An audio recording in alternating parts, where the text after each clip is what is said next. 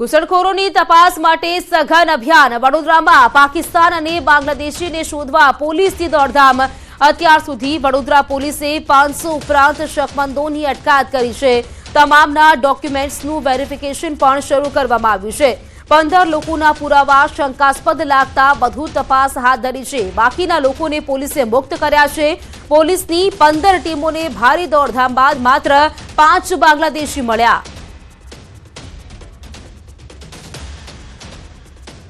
करेल चकासनी दरमियान अपने 5 જેટલા ઇસમો જેમના પાસે ઓરિજિનલ કે કોપીઝ ઓફ જે બાંગ્લાદેશ આઈડેન્ટિફિકેશન કાર્ડ છે એવા ડોક્યુમેન્ટ પણ આપણે મળ્યું છે।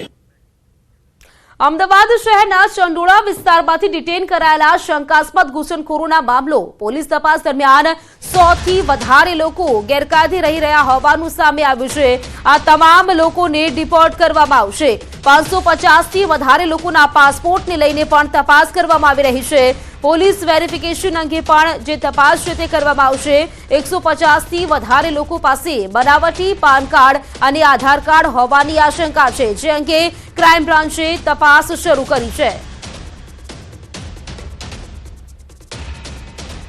આ વિશે વધુ જાણકારી મેળવીશું। મારા સંવાદદાતા ઋત્વિજ સોની મારી સાથે જોડાઈ ગયા છે, તેમની પાસેથી માહિતી મેળવીશું। ઋત્વિજ, અમદાવાદની વાત કરીએ, ગઈકાલે 800 થી પણ વધારે જે શકમંદો છે બાંગ્લાદેશીઓ તેમની જે અટકાયત કરવામાં આવી હતી પૂછપરછમાં, જે મોટો જે તપાસમાં ખુલાસો થયો છે, જાણકારી શું આ મામલે વધુ?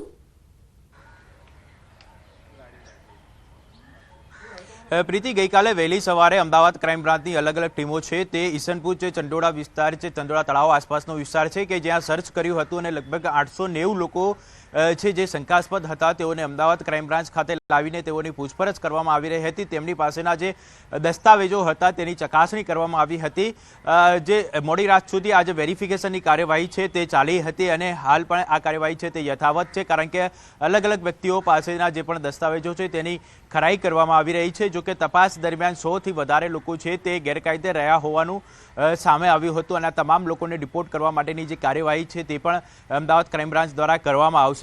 ઉપરાંત મહત્વની બાબત તો એ છે કે જે આ વિસ્તારમાં રહેતા લગભગ 550 જેટલા લોકો છે કે જેઓની પાસે પાસપોર્ટ હોવાનું સામે આવ્યું છે, એટલે આ તમામ જે હકીકત છે તેની તપાસ કરવામાં આવશે। તેમની પાસેના જે દસ્તાવેજો હતા, કયા દસ્તાવેજોના આધારે તેમણે આ પાસપોર્ટો કઢાવે છે તે બાબતે તપાસ કરવામાં આવશે અને તેમણે જે સ્થાનિક પોલીસ સ્ટેશન લેવલે જે પોલીસ વેરિફિકેશન કરાવ્યું હશે તો જે વેરિફિકેશનની માહિતી પણ એકત્રિત કરવામાં આવશે અને તેમાં જો તેમણે કોઈ બનાવટી દસ્તાવેજો આપ્યા હશે તો તેને લઈને પણ અમદાવાદ ક્રાઇમ બ્રાન્ચ દ્વારા કાર્યવાહી કરવામાં આવશે।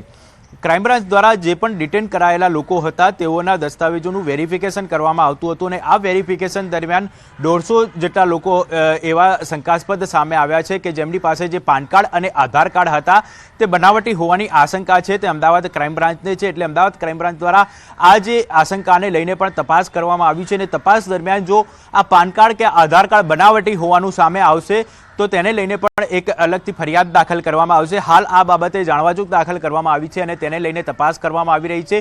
જો આ જે પાન કાર્ડ અને આધાર કાર્ડ છે તે બનાવટી હોવાનું સામે આવશે તો તેને લઈને જે ગુનો દાખલ કરવામાં આવશે અને આગળની કાર્યવાહી કરવામાં આવશે। મહત્વની બાબત તો એ પણ સામે આવી છે કે એક વ્યક્તિ એવો મળી આવ્યો છે ક્રાઇમ બ્રાન્ચને કે જેની પાસેથી અનેક ભાડા કરાર પણ મળી આવ્યા છે, એટલે આ ભાડા કરાર તેને કયા આધારે કરાવ્યા હતા, કોની પાસે કરાવ્યા હતા, ભાડા કરારને લઈને જે દસ્તાવેજો હતા તે ઓરિજિનલ છે કે કેમ, આ તમામ બાબતોની તપાસ છે તે હાલ અમદાવાદ ક્રાઇમ બ્રાન્ચ દ્વારા કરવામાં આવી રહી છે। એટલે કહી શકાય તો ગઈકાલે વહેલી સવારે જ્યારથી આ ઓપરેશન સર્ચ ઓપરેશન કરવામાં આવ્યું હતું ને ત્યારબાદ તમામ લોકોને ક્રાઇમ બ્રાન્ચ ખાતે લાવવામાં આવ્યા હતા અને તેઓના દસ્તાવેજ વેરિફિકેશનની કાર્યવાહી છે તે અમદાવાદ ક્રાઇમ બ્રાન્ચ દ્વારા કરવામાં આવી રહી છે। બિલકુલ પૃથ્વીજ, આભાર આપનો જાણકારી આપવા માટે।